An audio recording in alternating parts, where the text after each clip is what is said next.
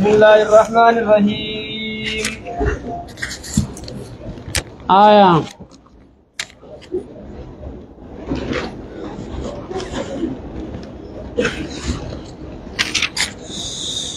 باب الاستحباب الذهاب إلى العيد. بابا خنا خرا إيدا ديمون جالة منوتي دبة وعيادة المريض. فيدبا غافتشت اللي ديمون والحج. حجت اللي ديمون والغزو. لولت اللي ديمون والجنازة. جنازة اللي ديمون وناوهما. وانو ميسان فقاتا تخيري راتات الديمون من طريق حراتكون والرجوع ديبون من طريق الآخر خراب روتين لتكسير موضوع العبادات. مالجد لتكسير موضوع العبادات. بوتا عبادة الدمي يوسف جتشاجان أملال خرما نما ديمتنين كن كراتيب بوتا عبادة جامع موضوع عبادة. عن جابر رضي الله عنه قال خرانا تديم تخر رغا سيبا خراتي ديمو خي وقو ديبتو رغا سيبا خراتي رغلو خي عن جابر رضي الله عنه قال كان النبي صلى الله عليه وسلم نبي ربي نته إذا كان يوم عيد يعني إذا قوته خالف الطريق خراخ والدبسي ستيجن رواه البخاري. بخاري وديسه قوله جتي خالف الطريق جتورا يعني نفده ذهب في الطريق خراتو كوني ديما ورجع في طريق آخر. روتيني ديبيا جتو. وعن ابن عمر رضي الله عنهما أن رسول الله صلى الله عليه وسلم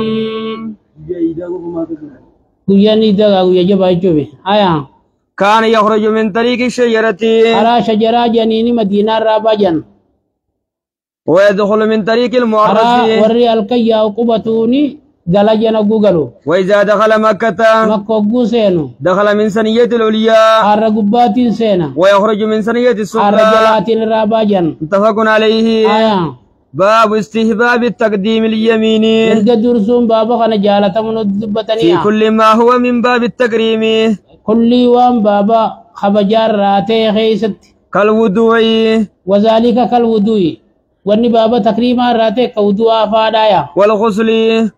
أما اللي كان سافادايا والتيمم تيمم قدو فادايا ولبس الثوب وفتشو فادايا والنعل خبي وفتشو فادايا والخف خفي وفتشو فادايا والسراويل خفو وفتشو فادايا ودخول المسجد مسجد سين فادايا والسواك واكتشو فادايا والاكتهال قولتشو فادايا وتقليم الأظفار سجرتشو فادايا وقص الشارب أفكروا في الرقبة بسوفا ونتف الإبت رفين صوبا في الراب كسوفا وحلق الرأس متى في الراب دوفا والسلام من الصلاة صلاة الراب سلام تشوفا دايا والأكل يا تشوفا دايا والشرب رقوفا دايا والمصافات أركو الفولو فادايا واستلام الحجر الأسود أجل سلام تشوفا دايا والخروج أما سبوفا دايا من الخلاء سقرارا والأخذ فرجو فادايا ولطاي حنو فادايا وخير ذلك ومخنن تينيا مما هو في معناه وانا مدبنا خنا وان فقات الراحة ويستحبوا أما اللي جالة مايا تقديم اليسار بتا درسون في ضد ذلك قال وان دبنا خنا خير الامتخاط أكا أخي تبوبا والبساق تبوبا عن اليسار بتادان ودخول الخلاء أغراسينوفا والخروج من المسجد وخليل الخف خبي في الراباسوفا والنعل نعلي في الراباسوفا والسراويل والصوب سراويل خفو في وجه في الراباسوفا والاستنجاء استنجاء قلوفا وفي المستقدرات ومقلتك كثيرة هنداو جيشو وأرباع ذلك وما خنا فقاتا خيسا قال الله تعالى درسون جالة من دبتني ربي النجي فأما من أوتي كتابه بيمينه أمونا ميش كتاب دلقا سامر قان كنمي فيقول إجاجة ها أمقرأوا كتابيا قوتامي ورقاتي يتنا قرأنا لا دجايا وقال تعالى ربي نلتين جا فأصحاب الميمنة ورمي قان كتابه فرطجي ما أصحاب الميمنة كمالتما كان أرمى كتابه مرقان فرطو خنا قد سيجي وأصحاب المشأمة ورمي تا كتابه فرطو ما أصحاب المشأمة مالتما كان إسان تكي سيجي وعن عائشة رضي الله عنها قالت كان رسول الله صلى الله عليه وسلم إرقم ربي تي يعجب التيمن مرقى درسون كيس جالة كيس جيشو في شأن كله أمري سا هند خيست في طهوره آرا سا خيست وترجله متافلتشو سا خيست وتنعله وبيخاتشو خيست متفق عليه متفقي شأني كلين كن أما مخصوص جيتشو وأمر دلقن كيس الجنان برا مرقاز الكلاب برا مرقاز الكلاب آية وعنها قالت كانت يد رسول الله صلى الله عليه وسلم أركي رسولاني تاتجن اليمنى مرقتي لطهوره آرا ساتي وطعامه نياتا ساتي وكانت يسرى بتاني تاتجن للخلاء سقرا ساتي وما كان من أذن وان قزر الراتب جيتو حديث صحيح رواه أبو داود وخير بإسناد صحيح آية وعن أم عتية رضي الله عنها أن النبي صلى الله عليه وسلم نبيين قال نجيا لهن في خدل ابنته أمتي يا فادان انت لسالك وغيستي زينب رضي الله عنها جنين إبدانا بميامنها مدتي جمرا داجي ومواعيد الوضوء منها وتمودوا تقام سيراتات جمرا داجي متفق عليه آية وعن أبي هريرة رضي الله عنه أن رسول الله صلى الله عليه وسلم ارجم ربي قال بكجان إذا انتهى أحدكم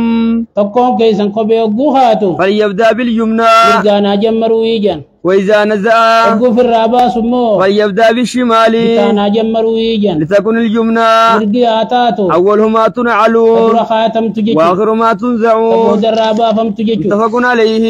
آية وعن حفصة رضي الله عنها أن رسول الله صلى الله عليه وسلم ارجم ربي كان يجعل يمينه مرقساني قديت لطعامه وشرابه وثيابه ويجعل يساره لما سوى ذلك رواه أبو داود والترمذي وغيره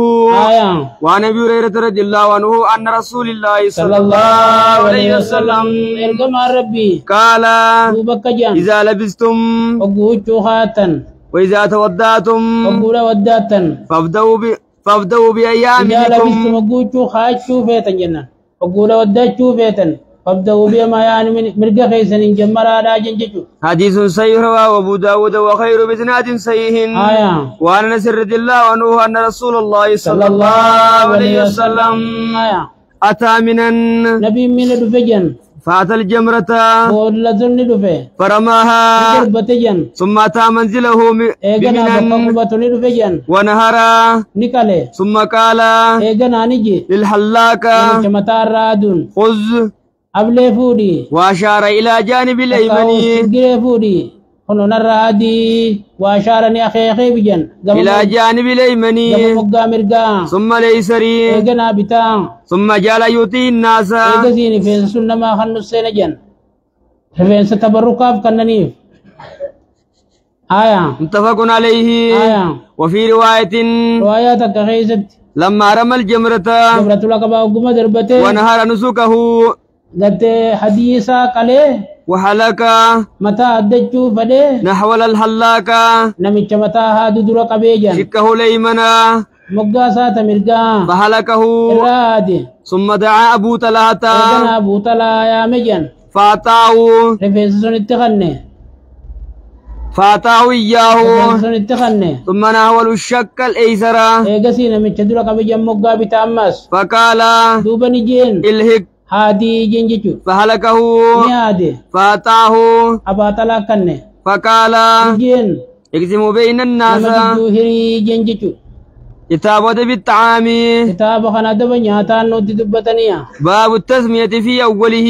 باب خنا وجوب التسمية لك واستحباب التسمية بسم الله جتون جالة منوت دبتن والحمد في آخره وقدر نياتن الحمد لله يجون ما جالة منوت دبتن وقول فتن جتن عن عمر بن أبي سلمة رضي الله عنهما قال لي رسول الله صلى الله عليه وسلم ارجما ربنا انجيج سم الله بسم الله جي نيادو وكل بيمينك وكل مما يليك متفق عليه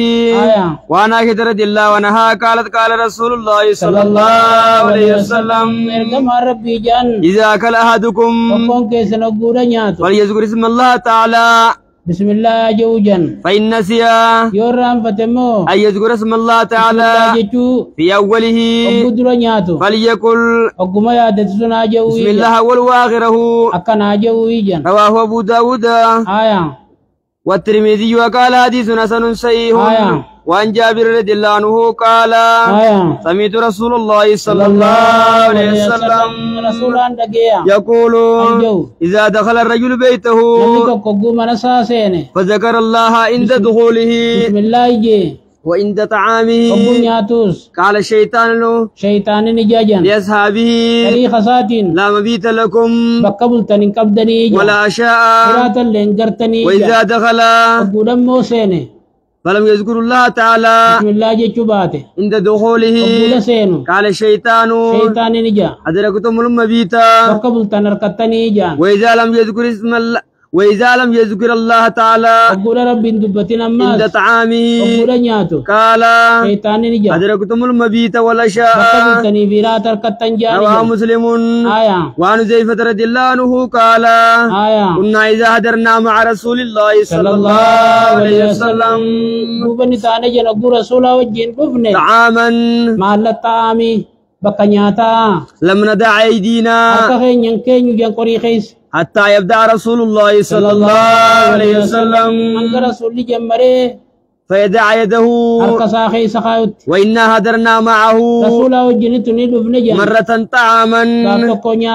فجاءت جارية كأنها تدفع فذهبت لتدعى يدها للطعام فأخذ رسول الله صلى الله عليه وسلم ثم جاء أعرابي كأنما يدفع فأخذ بيده فقال رسول الله صلى الله عليه وسلم إن الشيطان يستهل الطعام حلالنا نياتاني بربادة جن الله يذكر اسم الله تعالى مقار ربي رد دبتمو ربون وإنه دوب شيطاني جاء بهذه الجارية انتلو تناني رفيجن ليستهل بها حلالنا بربادو فأخذ بيدها فجاء بهذه الأعرابي ليستهل به فأخذت بيده والذي نفسي بيده إن يده في يدي مع يديهما ثم ذكر اسم الله وأكل أما نمشي شيطان جنكم مدو من منجيني سينجيكو رواه مسلم وعن أمية ضرورة في جيكو نما أقول ركون دفته أركل السولا أركل الانتو إن جيكون إن دلبيع كذي عديت أقول خان أما قايسي خفته يوغرته كبدي لفاني خابته لا إسي نمدا وديم توغرته أركل راني كبدي يجو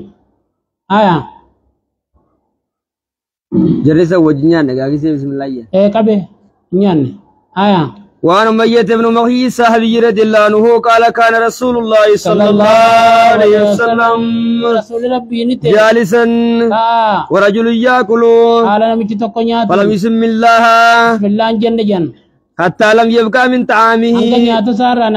إلا لقمة فلما رفعها إلى فيه قال بسم الله أوله وآخره فضحك النبي صلى الله عليه وسلم ثم قال ما زال الشيطان يأكل معه فلما ذكر اسم الله استكاء ما في بطنه رواه أبو داود والنسائي مالي بسم الله نساسمي لجيجو وانا هدر رضي الله عنها قالت كان رسول الله صلى الله عليه وسلم يأكل طعاما مع 6 من أصحابه فجاء أعرابي فأكله بلقمتين فقال رسول الله صلى الله عليه وسلم أما إنه لو سمى